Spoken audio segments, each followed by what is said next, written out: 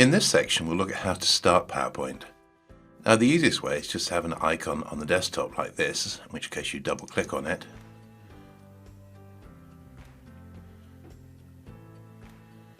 And that brings up PowerPoint. Don't worry about all these bits and pieces for the time being. I'll just click over here to close this down, and we'll look at other ways of starting PowerPoint.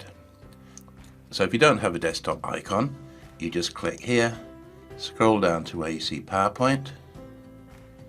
There it is. Go and click on it, and that's another way of starting PowerPoint. The trouble is that's a bit of a hard way of doing things, so you have to scroll all the way down.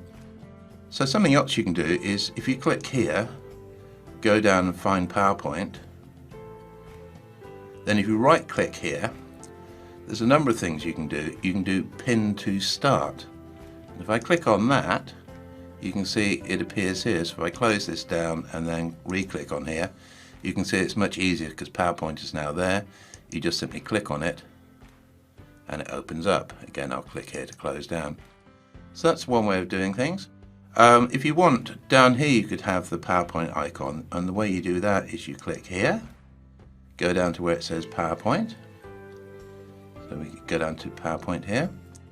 Again, right click, but this time go to where it says More, and this time click on where it says Pin to Taskbar.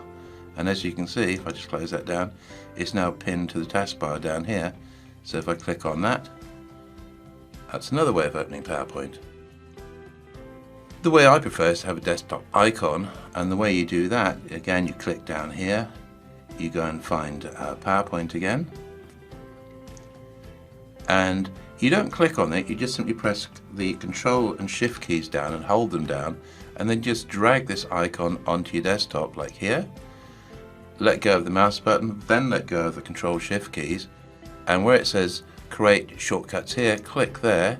In this case, obviously it says PowerPoint 2 because I've already got one, but if I just double click on that to show you, it will start PowerPoint.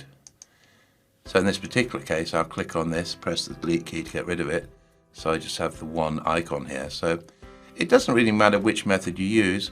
As I say, personally I like desktop icons, but lots of other people like this idea of having it pinned to the top here, so you can just simply click on this. So whichever way works best for you.